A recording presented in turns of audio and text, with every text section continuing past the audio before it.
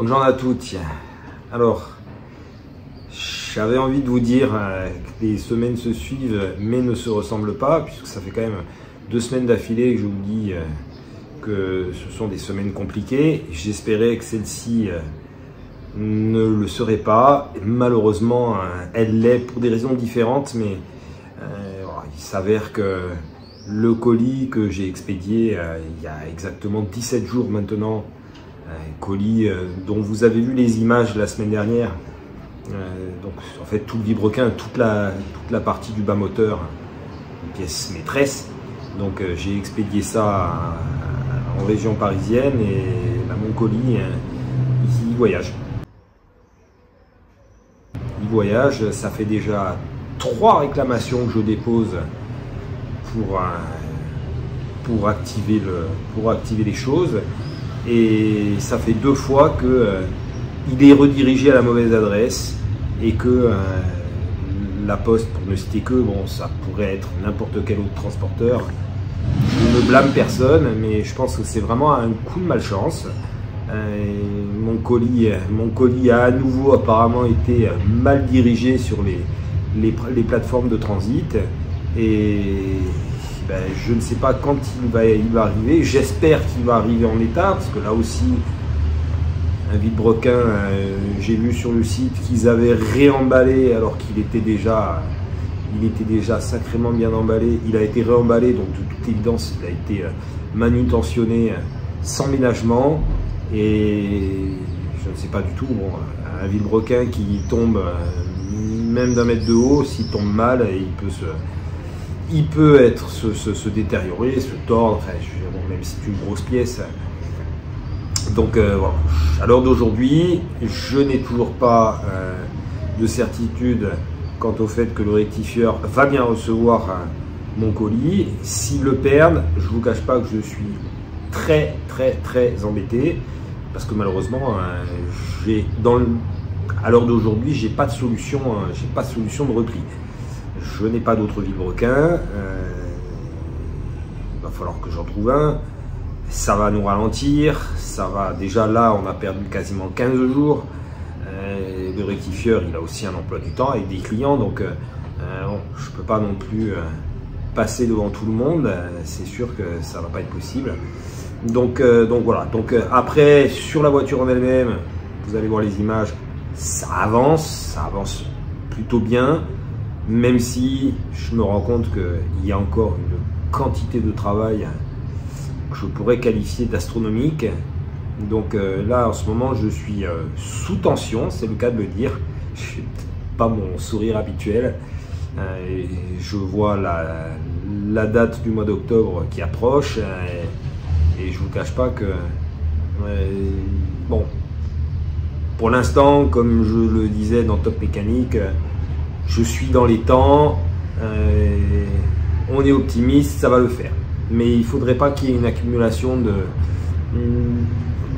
de petits ennuis, comme c'est le cas avec mon colis, qui nous ralentirait et qui ferait que, à l'approche du tour, parce que je vous rappelle quand même qu'il y a une chose qu'il va falloir que je fasse, c'est homologuer le véhicule. Avec les vacances au milieu, je ne suis pas certain que les services à la Fédé soient tous opérationnels, surtout au mois d'août. Enfin bref, bon, je fais le maximum de mon côté. Je croise les doigts pour que du côté des transporteurs et là en l'occurrence du rectifieur, je croise les doigts pour que les choses avancent vite aussi. Et puis ben, voilà. Sinon pour le reste, je vous souhaite un bon visionnage. Vidéo un petit peu longue. On se retrouve, quoi qu'il advienne, parce que j'ai vu ça dans les commentaires, des gens qui ont peut-être pas nécessairement suivi le début, qui se sont pas rendus compte que tous les samedis il y avait un nouvel épisode. Donc on se retrouvera bien samedi prochain. Peut-être mardi, une petite pause récréative. Je dis peut-être, alors ce sera pas une épave à découvrir, mais pour une fois on va être dans de la technique. Voilà, j'ai fabriqué un outil pour un chantier qui me posait souci. Donc il n'est pas impossible que je vous présente la fabrication de cet outil. C'est un arrache-moyeu fabriqué à partir de vieux amortisseurs. Voilà. Et pour le reste, pour ceux qui m'ont demandé pour la pause récréative de la semaine dernière, où je vous ai fait découvrir donc 2 CX. Alors la première va être sauvée, ça vous l'aurez compris, et la seconde, donc la blanche, va être, c'est maintenant officiel, elle va être extraite et elle sera extraite avec mes élèves. Voilà, donc les images malheureusement seront limitées, vous savez que le droit à l'image quelque chose d'assez compliqué, surtout avec des enfants. Donc je pense que je mettrai quand même des images, mais un peu comme la dernière fois quand je me suis filmé en classe. Alors, on les entendra, mais on les verra pas. Voilà. Donc la deuxième CX, on va dépolluer le site.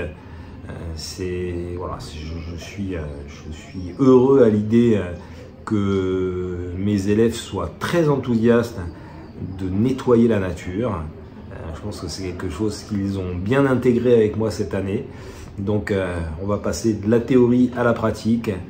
Et puis pour l'autre CX, dès que j'ai un petit peu de temps, je m'occuperai de la remise en route. Voilà. Allez, bon visionnage et je vous dis à très bientôt.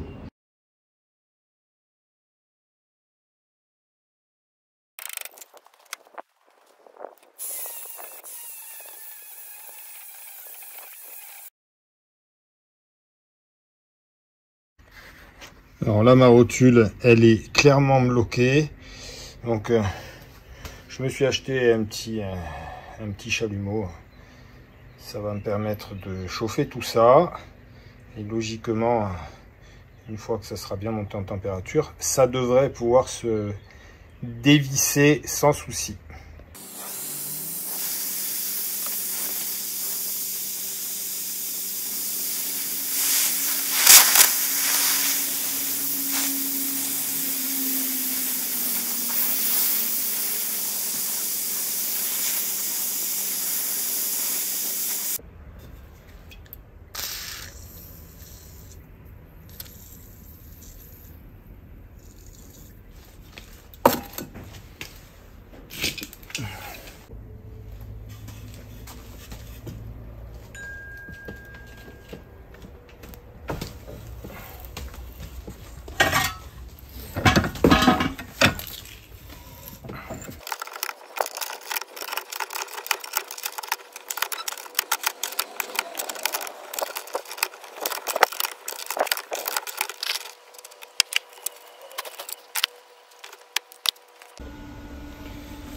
Alors j'ai la vis du graisseur qui était complètement grippée, donc elle s'est cassée dedans.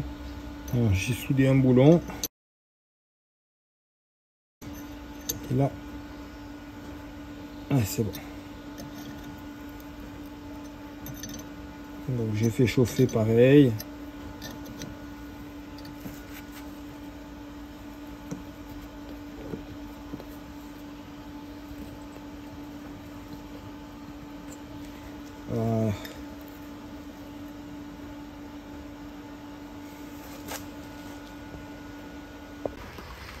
Alors j'ai sablé donc mon moyeu. On voit à l'intérieur, à l'endroit où doit y avoir les cages. C'est sûr qu'il est un peu marqué, mais à l'endroit où il va y avoir le roulement, ça devrait aller. Regardez l'autre côté. L'autre côté c'est pareil. Après bon, le reste du corps, s'il est légèrement bouffé, c'est pas grand chose, c'est de la fonte, ça risque rien. L'important sont ces coins-là, ça, tout ça, c'est nickel.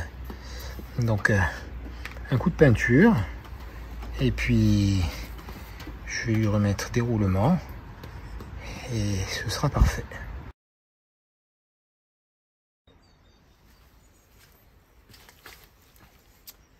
1, 2, 1, 2, essai.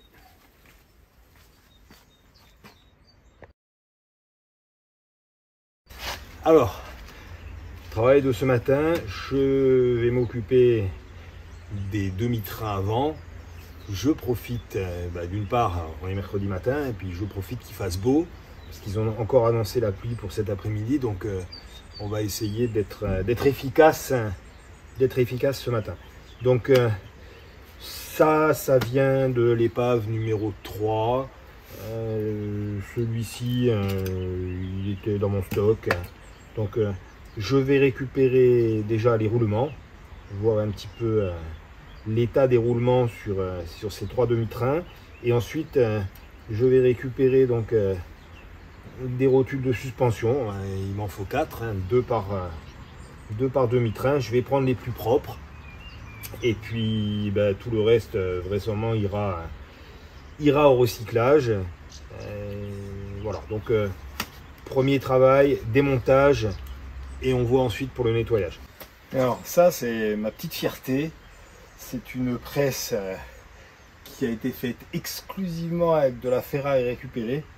La seule chose qui a été achetée neuve, c'est le vérin, initialement pour cintrer des tubes.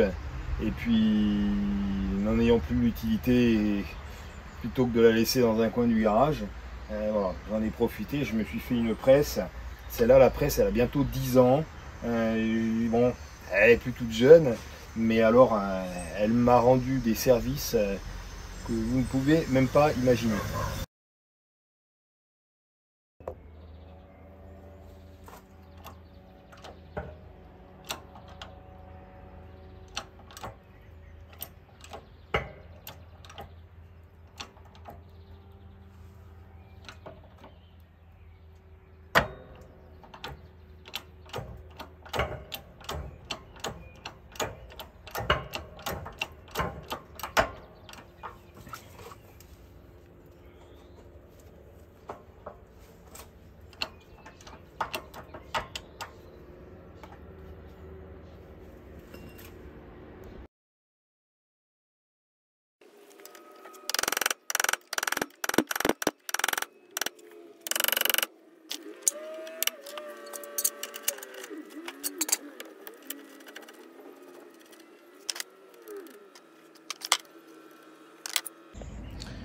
Alors sur ce demi-train, je ne m'embête même pas à récupérer les roulements. Quand on voit l'état des cages, et à mon avis celui qui est derrière, c'est du même acabit.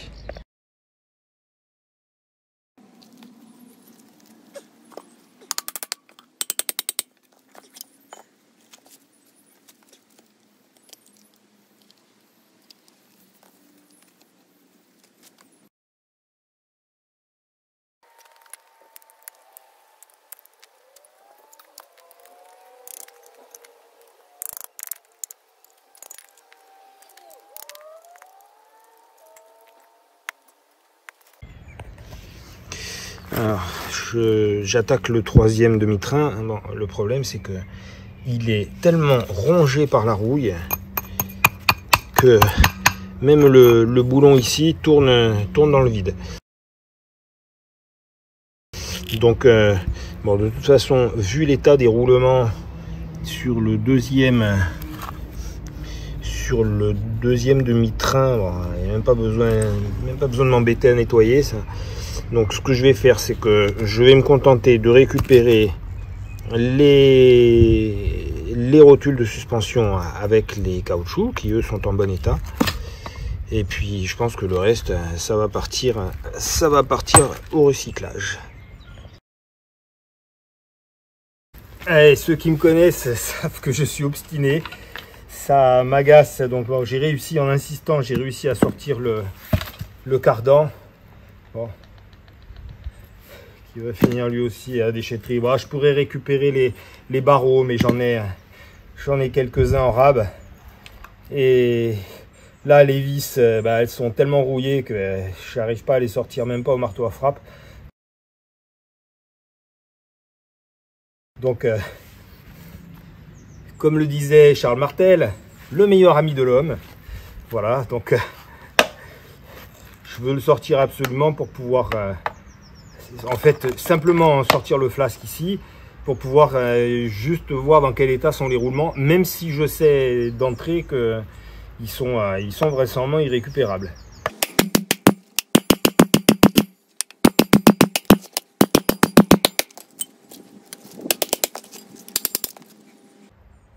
Comme disait Bourvil, ah bah c'est sûr, ça va bien moins marcher comme ça.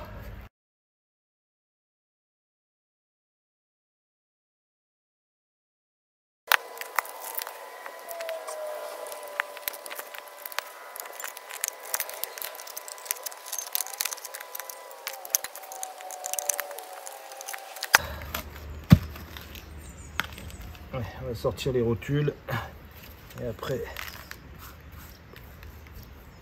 j'irai voir les roulements. C'est juste bluffant sur ce demi-train. Là, j'ai démonté. Malheureusement, la cage elle est venue avec le flasque, donc il va falloir que je trouve une solution pour la sortir sans l'abîmer. Mais elle est nickel. Et là, j'ai regardé de ce côté-là, c'est pareil. Impressionnant. Il y avait longtemps que je ne l'avais pas dit, mais je dois avouer que là, c'est vraiment le cas. Allez, je vais mettre ma pièce au congélateur en espérant que ça me permette de le sortir en douceur. Là, j'ai toutes mes pièces. Ça va pas là.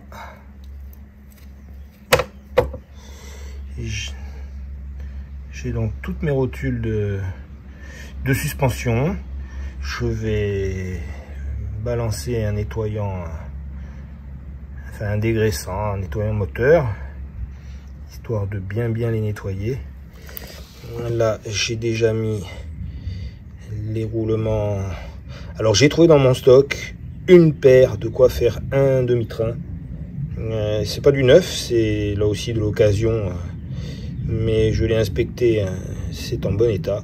Alors je sais ce que vous allez me dire et c'est difficile de ne pas vous donner raison. Vous allez me dire que sur ce genre de pièces, il est préférable de mettre du neuf. Oui, vous avez raison, mais l'idée c'est l'essence même du défi, hein, c'est de récupérer le maximum de pièces d'occasion, sachant que sur des éléments de sécurité comme les plaquettes, c'est évident que je vais pas faire de la récupération, ce serait un non-sens, ça va quand même être une voiture de course. Là, les roulements, ils sont encore en bon état, donc ils peuvent encore largement servir.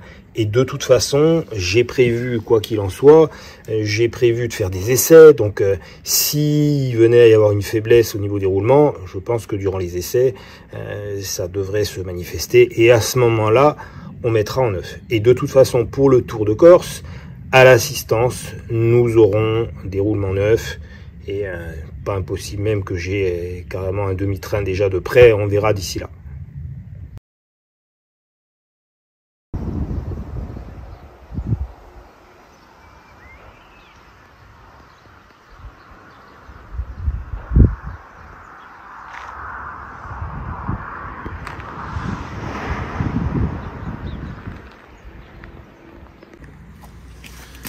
Allez, on attaque le remontage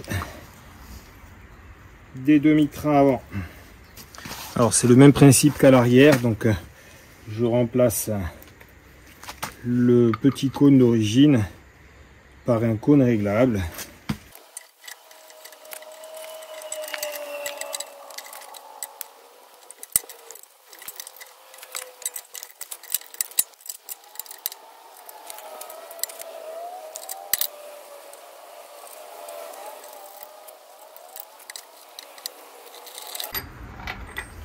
Alors cet appareil permet, quand on veut changer les cônes les caoutchoucs de suspension, ça permet de comprimer le caoutchouc de manière à pouvoir libérer le triangle. Ouh, voilà, fatigué ce soir. Ça permet donc de libérer le cône qui est en dessous.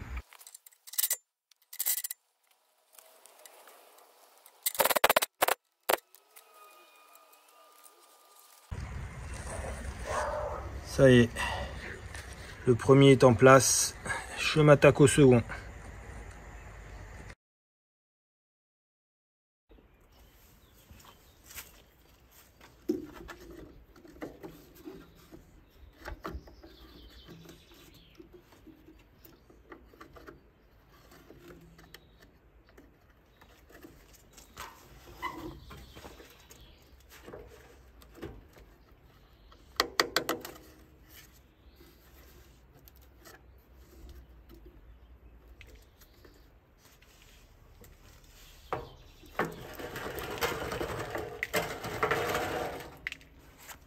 On est bon.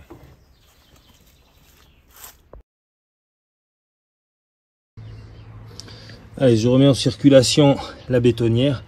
Là, j'ai retrouvé cette caisse à outils. Donc, ce sont exclusivement des pièces de Mini, enfin de la boulonnerie de Mini. Mais voilà, bah, on va la balancer dans la bétonnière. J'en profite aussi. Je vais voir. Là, c'est vraiment par curiosité pour voir si mon étrier va se nettoyer au moins sur la partie extérieure. Bon, je doute que l'intérieur puisse se décaper, en tout cas peut-être partiellement, mais et puis voilà, je verrai pour la restauration après.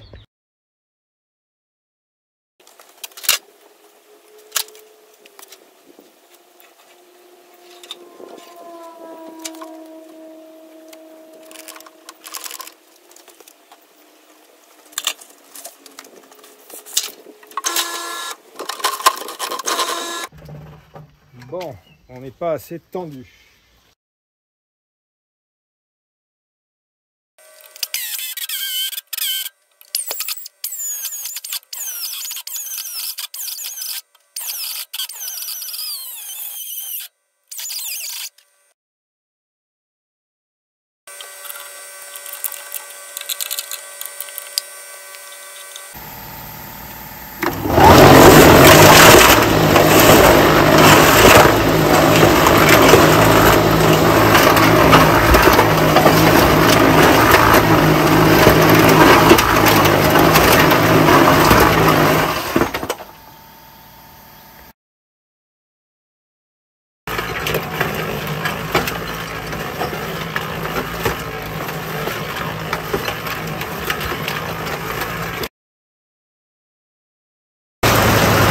Allez, je vous le donne en mille.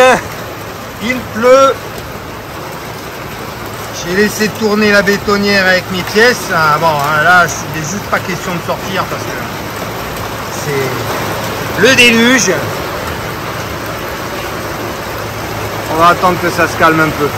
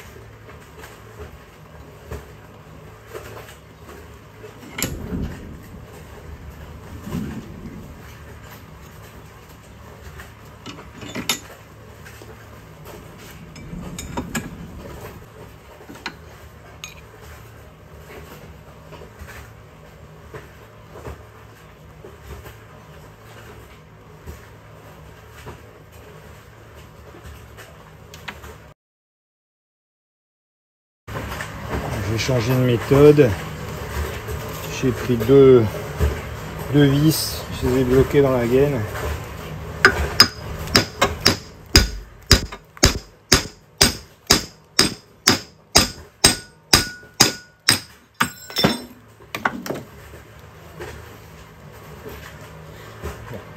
Ça a clairement bougé. Là, je ne vais plus avoir trop de difficultés pour le sortir.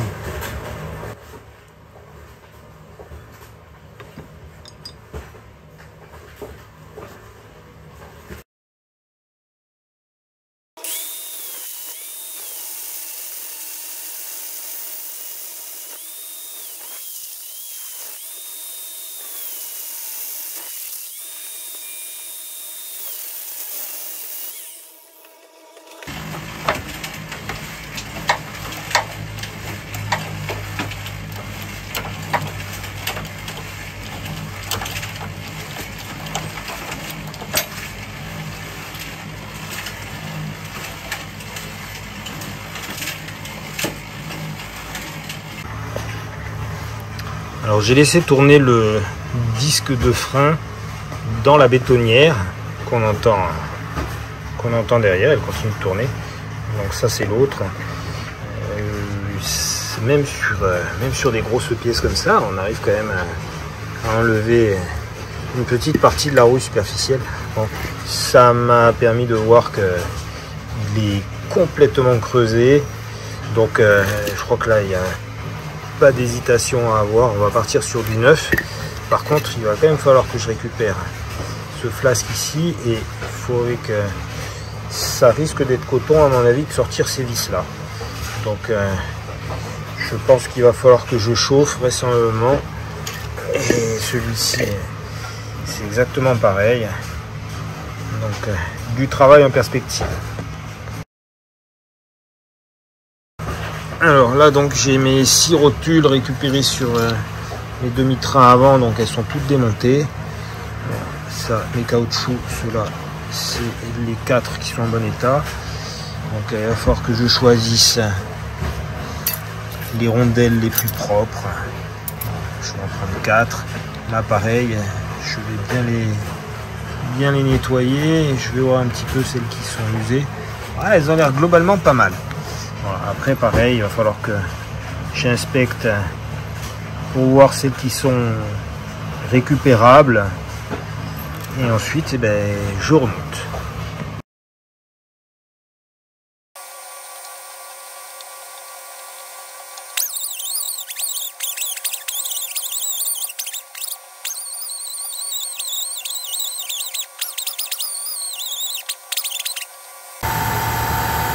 Ça y est, toutes mes rotules sont nettoyées. Maintenant, il n'y a plus qu'à mettre un coup de peinture sur les moyeux.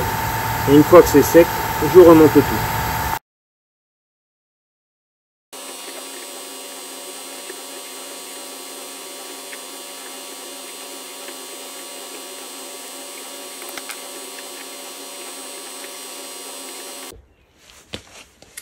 Alors,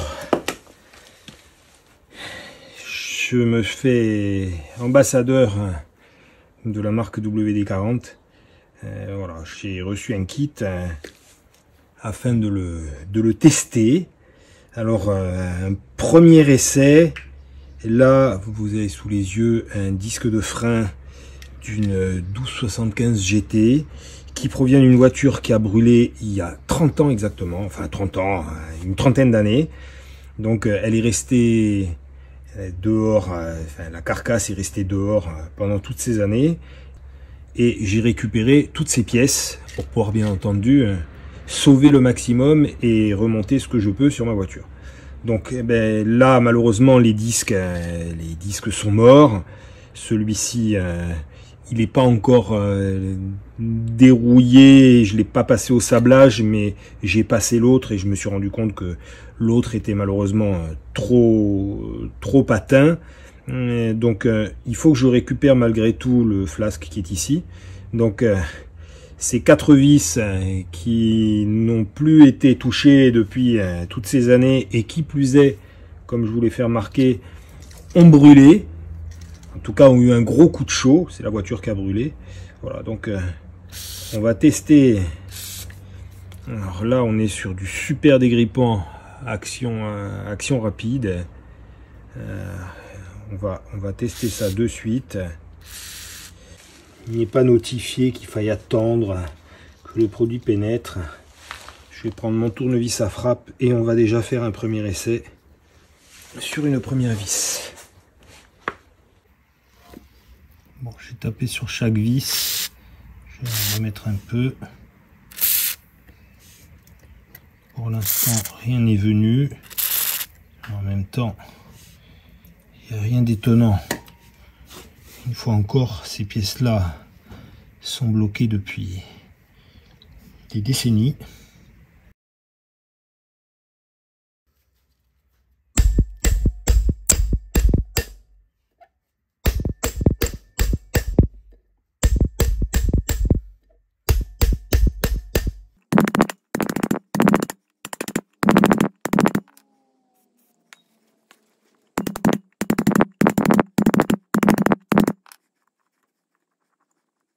Allez, 3 sur 4. On va essayer la dernière, mais ça va être compliqué. Il n'y a plus de... Il n'y a plus de matière dans ma vis cruciforme.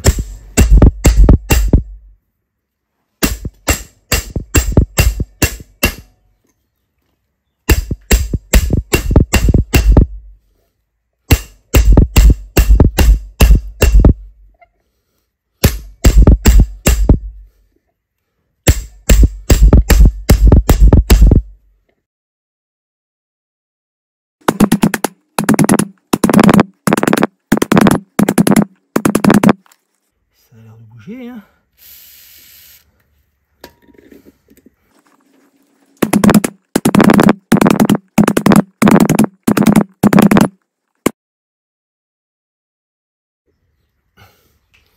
J'ai changé d'embout.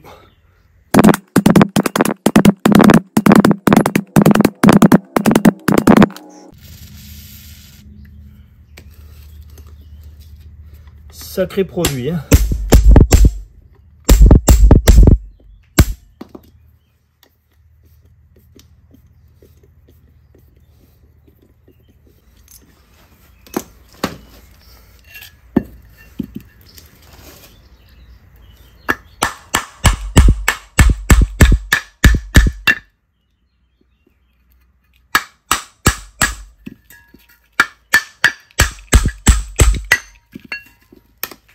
La vis a fini par sortir.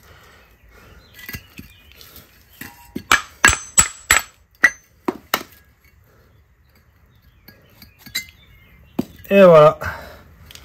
Je vais pouvoir changer mes disques. Et j'ai réussi à sauver mes flasques. Alors, j'ai laissé tourner l'étrier de frein dans la bétonnière, voir un petit peu. Voilà, ça décape, hein. Il n'y a pas photo. Après, c'est plus compliqué d'arriver à décaper dans ces coins-là, mais les parties externes sont quand même pas mal du tout. Alors là, je vais passer dans la cabine de sablage, je vais bien nettoyer autour, parce que là, la prochaine étape, ça va être de sortir les pistons, et je pense que ça va pas être une simple affaire. Alors logiquement, le premier piston devrait être assez facile à sortir puisque je peux lui taper dans le dos.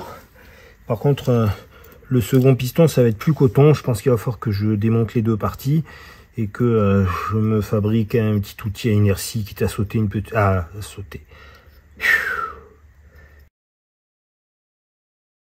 Quitte à souder une petite plaque pour pouvoir accrocher mon appareil à inertie et arriver à le sortir. Donc là, on va commencer ce qui s'appelle ne pas offrir de résistance.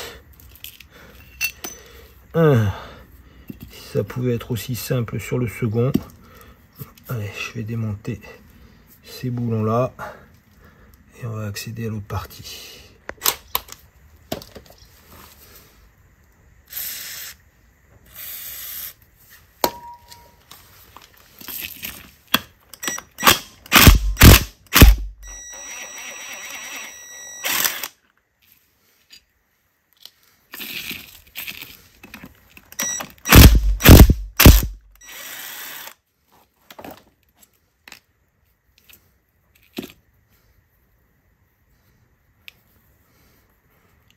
Là, il va falloir que je nettoie, que je sable tout ça, que je change le kit de toute façon.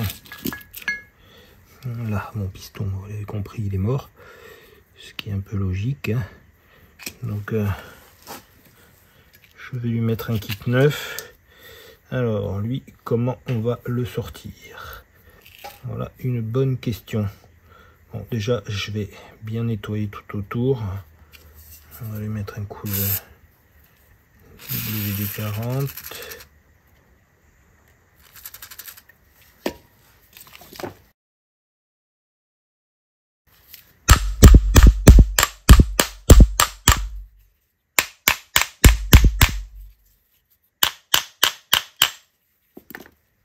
Bon, je vais le mettre sur les taux. Et je vais essayer de l'extraire comme ça. Allez, j'ai bien serré le piston.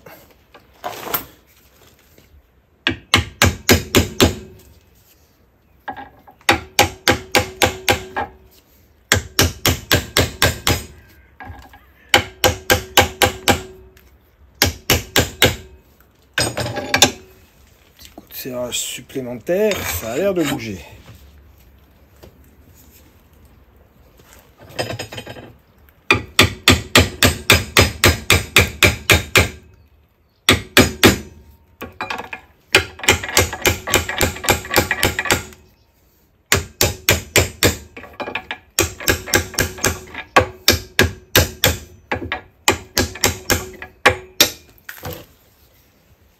Excellent.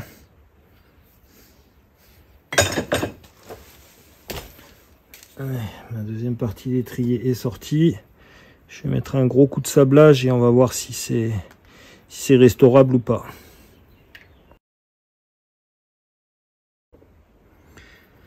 C'est quand même assez extraordinaire. Donc voilà l'un des deux morceaux de l'étrier de frein. On voit parfaitement, il y a quand même un petit peu de sable là. Et je ne l'ai pas soufflé. On voit parfaitement donc la gorge ici. On va se mettre la coupelle, hein, donc un petit morceau de caoutchouc qui va faire étanchéité. Et alors petite explication technique pour les néophytes. Voilà, en gros, donc c'est un peu comme dans une seringue. Hein. Donc là j'ai un piston qui, alors ça vous l'aurez compris, hein, c'est celui que j'ai extrait qui est complètement mort. Donc il y a un piston donc qui rentre dans un cylindre et de l'intérieur, quand vous appuyez sur la pédale de frein, vous envoyez du liquide de frein, donc comme tous les liquides, est incompressible et du coup ça fait bouger cette pièce là et ça vient appuyer les plaquettes contre le disque. Alors, sachant que l'étanchéité se fait par une petite coupelle qu'on met ici et qui bien entendu là a brûlé. Et par contre c'est impressionnant parce que là l'étrier il va repartir pour un tour quoi. Je vais me contenter d'acheter un kit de réparation chez Dutch et ça va faire l'affaire. Il sera comme neuf.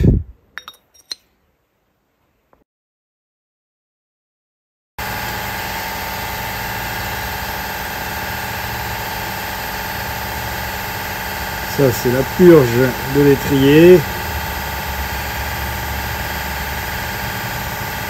Il va déboucher.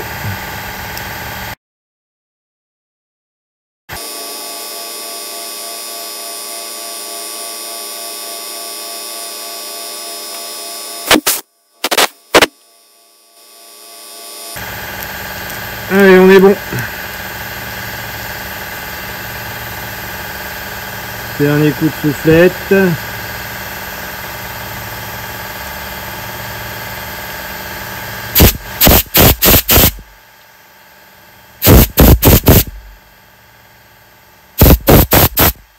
Allez, je remonte. Ça y est, mon étrier est nettoyé, sablé, prêt à recevoir son kit de réparation. Je vais quand même avant lui mettre un coup de peinture, même si d'origine il n'était pas peint, et je vais me faire une petite, je trouve plus le mot, voilà, je vais me faire une petite fantaisie, on va dire ça comme ça. Je vais les peindre en rouge, petit côté racing, ça leur fera pas de mal.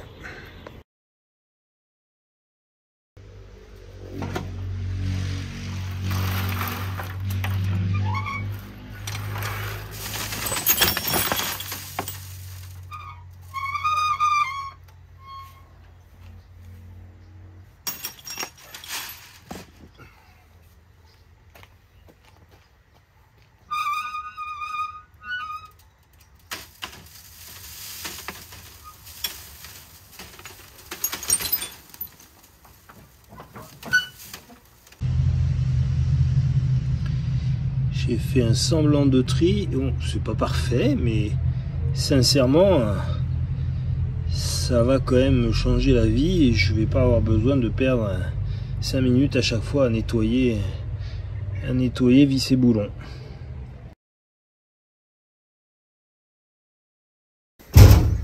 Alors, il me semble, chez tirant inférieur, même dans les placards, ça prend l'humidité. Je vais sortir ça, on va regarder ce qu'il y a dedans. Alors, sauf erreur, ça, ce sont les transmissions de ma Cooper S. Quand je m'interpelle, combien j'en ai? Ce qui m'intéresse, alors, ce sont ces pièces-là. Mais alors, il va falloir que je les mesure. J'avais, il y a quelques années, acheté des bras un tout petit peu plus longs qui permettent de gagner en carrossage. Donc, je vais vérifier parmi ceux-là si on est sur de l'origine ou pas. Ça, à mon avis, ça doit être de l'origine parce que c'est monté. Bon, on est là.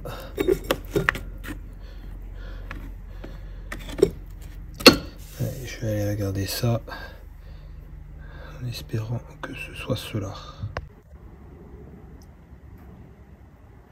Bon, j'ai même pas besoin de m'embêter à les mesurer. Là, on voit clairement que on est sur la pièce d'origine. Donc, je ne sais pas où je les ai mis. Peut-être dans ma Cooper S. Ce qui veut dire qu'il va falloir que je monte dans le Newell pour vérifier.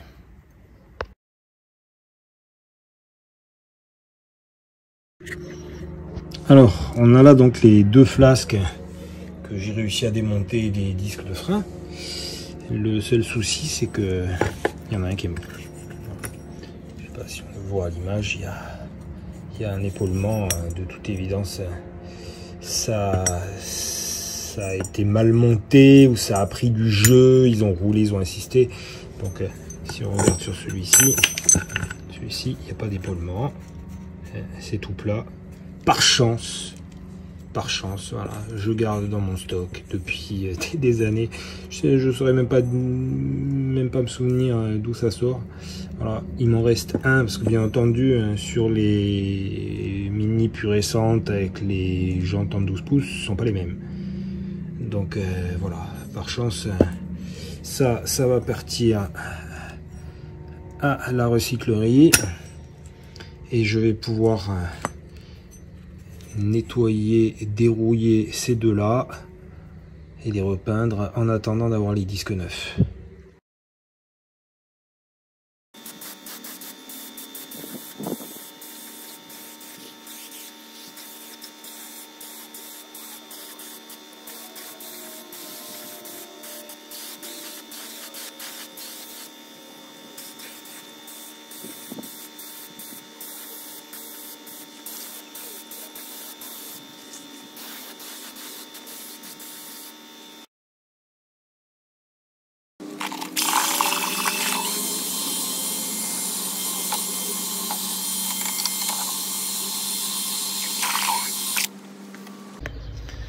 Alors je résume. Là donc j'ai mon morceau d'inox. Je l'ai branché donc à l'anode, c'est-à-dire le pôle plus. Et là mes disques de frein donc ils sont branchés à la cathode, donc le pôle moins. Voilà, donc là je vais balancer le courant et logiquement l'électrolyse devrait démarrer avec dégagement d'oxygène.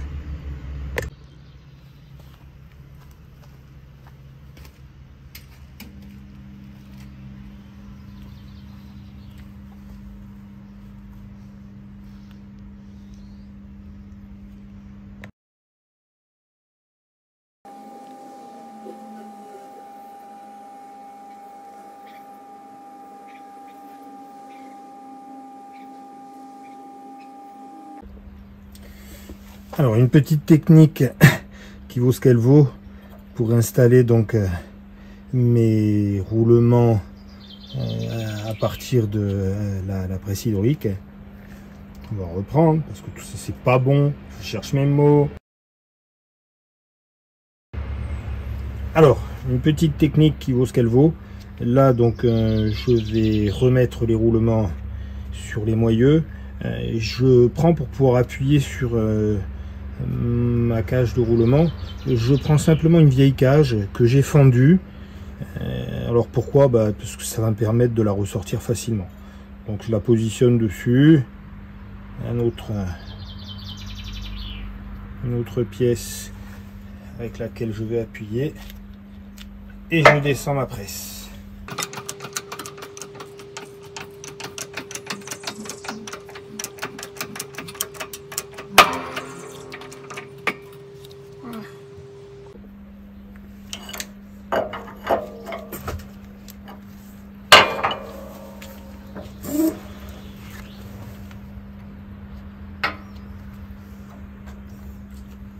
Voilà, elle sort facilement.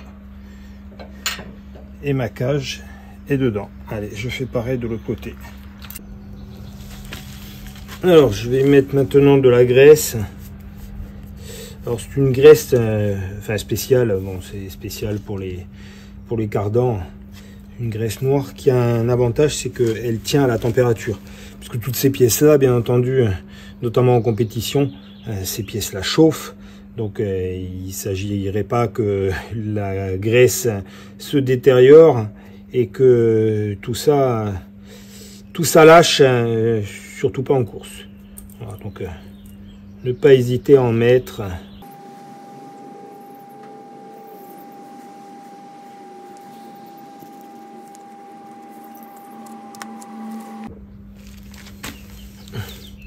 Alors je lui remets son joint spi qui va éviter que la graisse pendant les rotations ne se balade de partout. Donc toujours pareil, je profite de ma cage même si là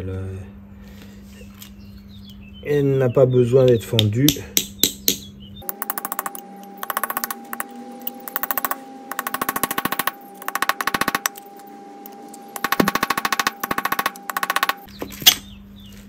Voilà, là on est bon.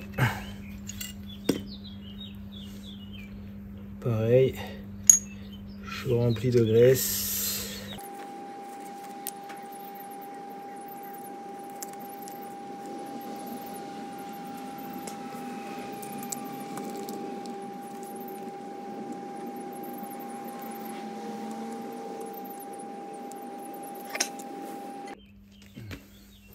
Passage, je me suis nettoyé les mains. Allez.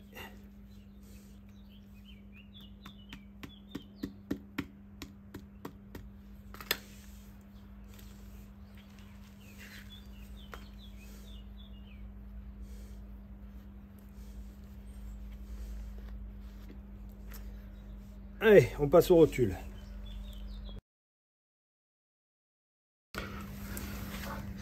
Là, il va falloir que je change ces signes blocs qui sont complètement morts.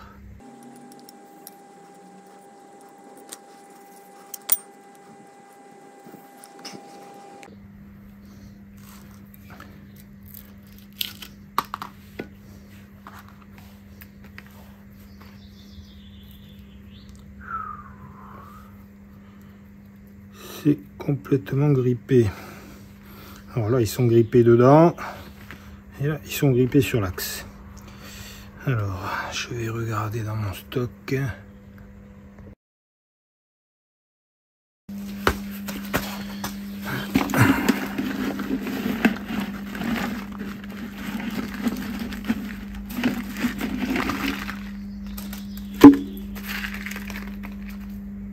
Allez, j'en ai un. Bon, c'est pas du neuf, hein. C'est pas du neuf, mais c'est de l'occasion en bel état. 3. Allez, un dernier.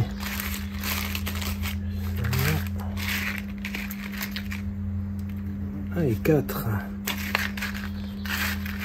Ah, ouais, c'est parfait. j'ai le nombre dont j'ai besoin. Allez, nickel.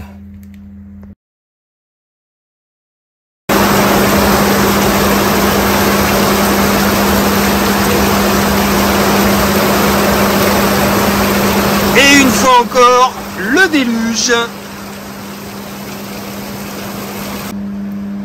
J'ai remplacé donc mes CN blocs. Bon, on comprend à l'image que ceux-là avaient fait leur temps. Ceux-là sont aussi d'occasion, mais c'est l'occasion qui peut encore largement servir. Alors, pour pas se tromper, le trou que vous voyez ici, c'est par ce trou-là que va rentrer donc une des rotules de suspension du demi-train. Donc, pas le mettre à l'envers, puisque comme vous pouvez voir, le diamètre de ce côté-là est plus fin que le diamètre ici. Donc c'est un trou conique. Donc voilà, je vais le repositionner dans le bon sens. Ça, c'est le côté conducteur. Donc je remonte ça sur le berceau et après je m'attelle au moyeu. Alors j'ai mis un coup de sablage sur mes axes qui étaient complètement corrodés. Et pour éviter que ça bloque, je vais mettre de la graisse cuivrée.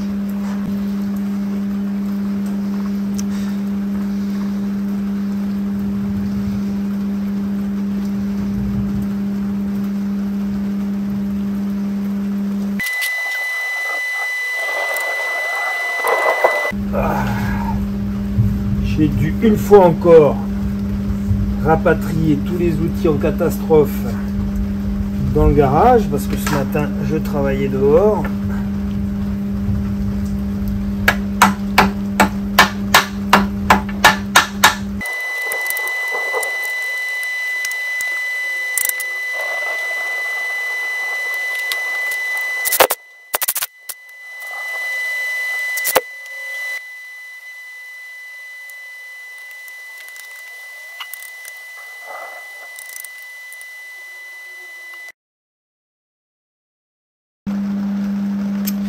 Alors un petit peu de technique à nouveau, technique spécifique de Mini.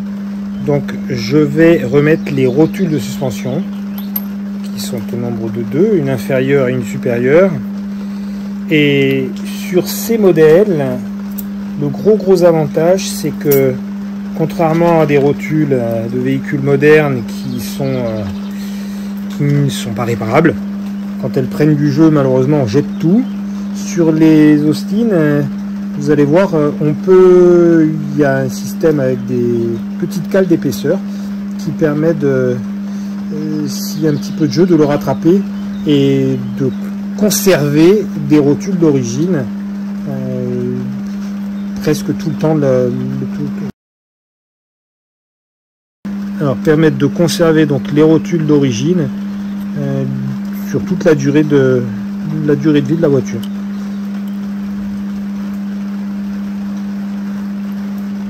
Alors, avant, j'ai une petite cale d'épaisseur à mettre avec mon graisseur qui est ici.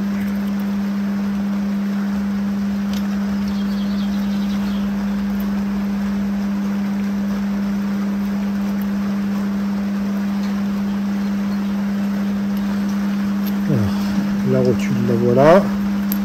Je la place dans son corps. Voilà. Vous allez comprendre, je vais faire un premier essai pendant qu'il continue de pleuvoir. Voilà, je vais mettre un petit peu de dégrippant.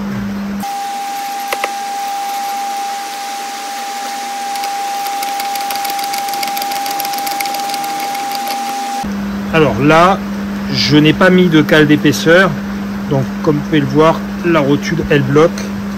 Donc, et je ne les serrai qu'à la main. Donc c'était juste pour vous montrer. Donc le principe est simple. Alors c'est un petit peu, je vais pas dire long et fastidieux, mais disons qu'il faut réaliser plusieurs essais. Alors je vais prendre donc, j'ai tout un jeu de petites cales d'épaisseurs différentes et je vais commencer Donc j'en rajoute une. Et je revisse.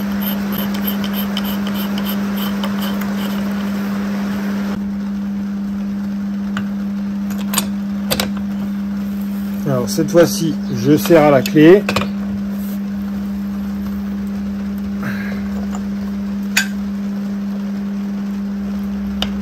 Allez, là on est bien. Celle-là, elle est parfaite. Il n'y a pas de jeu. Donc là, je vais rabattre les bords et je passe à la suivante.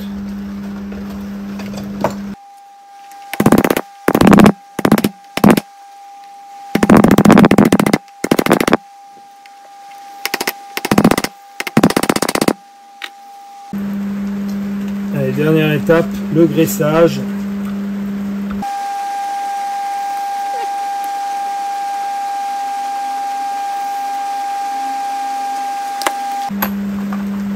Et on prend son petit caoutchouc.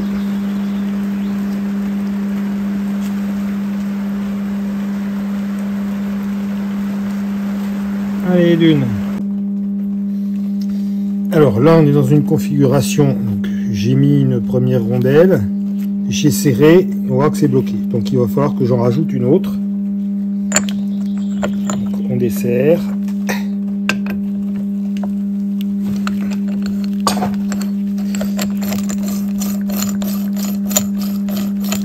Et là, bah, c'est un petit peu de la démarche, je ne qualifierais pas d'expérimentale, mais c'est une démarche à tâtons, c'est-à-dire que je vais essayer des cales plus ou moins fines. Là, j'en mets une un petit peu plus fine, et on va voir ce que ça donne.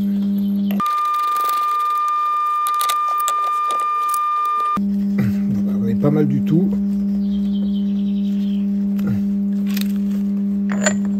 J'affine mon serrage.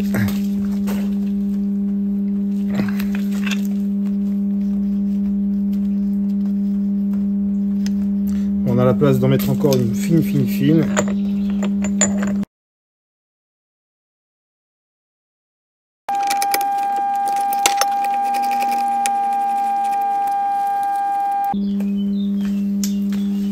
Alors, finalement, j'ai remplacé ma dernière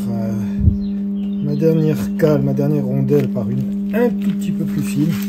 Donc là, on est bien.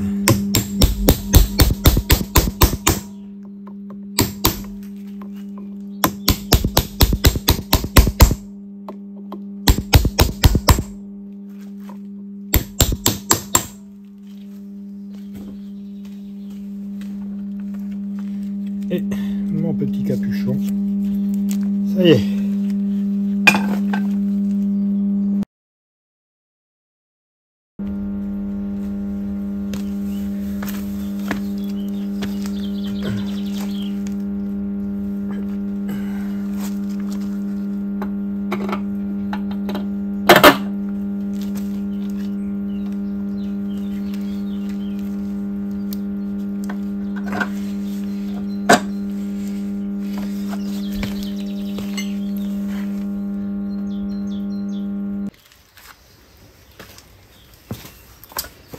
Alors, petite investigation, j'ai sorti de l'électrolyse les disques de frein, ainsi que les cache-poussières, qui sont quand même sacrément bien revenus. Bon, j'en ai un ici, il va falloir que je mette un petit renfort de soudure sur cette partie-là. Je ne sais pas si on voit bien, oui, ça là on voit. Donc là, ça a vraiment été rongé par le rouille, mais le reste est parfaitement faisable. Donc ceux-là, je vais les réutiliser. Et je vous avais fait remarquer, quand je me suis occupé des flasques, que ce flasque-là était mort. Il avait pris beaucoup de jeu. Et maintenant que j'ai dérouillé ce disque-là, je comprends l'usure du disque ici. Alors, c'est pas du tout parce qu'ils ont roulé avec des plaquettes fer contre fer. Absolument pas. C'est en fait en prenant du jeu sur le flasque, le disque se balade, il n'est plus solidaire. Et si vous regardez bien, donc ça c'est l'étrier que j'ai restauré. Si vous regardez bien, Voilà. Ce qui se passe, c'est que le disque flotte dans l'étrier et en fait, il vient toucher sur le bord ici de l'étrier. Et c'est la raison pour laquelle il est marqué là et que ce disque malheureusement est mort. Donc comme je vous l'ai expliqué, je les ai dérouillés parce que je vais les remettre sur la voiture en attendant les neufs. Bon, en tout cas, ils n'étaient pas vieux. Il n'y a pas d'usure du tout en haut du disque. Donc c'est juste pour pouvoir les installer sur la voiture et la mettre sur ses 4 roues en attendant de recevoir les pièces neuves. Ça y est, le berceau avant est remonté. Comme vous pouvez voir, il continue de pleuvoir. Donc là, je vais aller récupérer dans mon stock 2 têtes de cardan, peu importe l'état. C'est juste pour pouvoir les positionner là, remettre les disques. Et à ce moment-là, une fois que les disques sont remis avec les flasques, je positionne le berceau et je le fixe sur la voiture. Allez, c'est parti!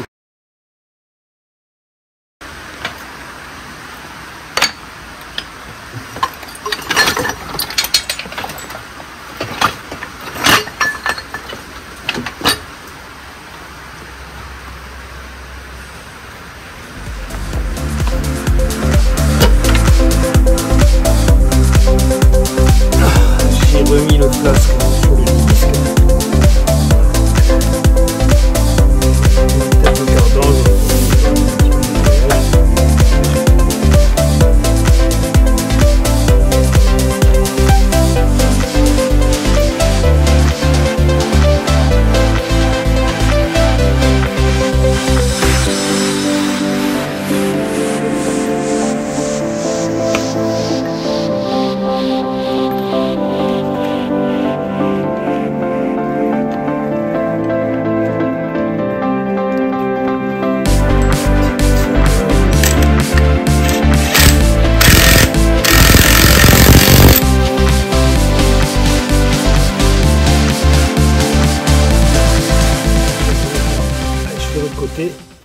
et je remonte tout ça.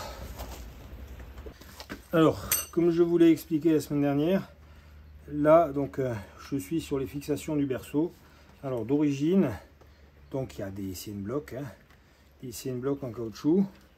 Ça c'est ma grosse vis avec en haut également un CN bloc et entre les deux je vais avoir la caisse avec le support de berceau.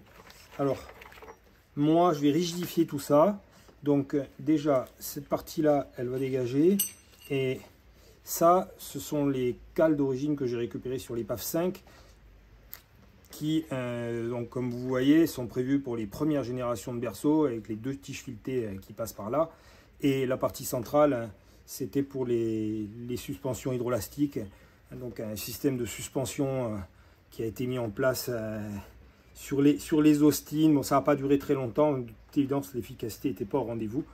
Voilà, donc moi ce que je vais faire, c'est que je vais agrandir le trou ici, de manière à pouvoir descendre. En fait, je vais l'agrandir sensiblement comme là. Bon, je n'aurai pas l'épaulement, je vais voir comment je me débrouille. Peut-être si j'ai un bout de tube, enfin je ne sais pas encore. Voilà, là je ne vais pas m'avancer. Pour la partie supérieure, eh bien, ça mérite quand même d'être signalé. J'ai un de mes abonnés avec qui j'ai sympathisé, Laurent, je te salue au passage, voilà, qui s'est proposé de me les fabriquer en aluminium. Il a un tour, donc je lui ai envoyé les cotes. J'attends qu'il ait réalisé les pièces. En attendant, je mettrai les CN blocs caoutchouc. De toute façon, c'est une grosse vis, il faut 30 secondes pour la démonter. Voilà, donc j'agrandis tout ça et après je positionne le berceau et je le mets en place.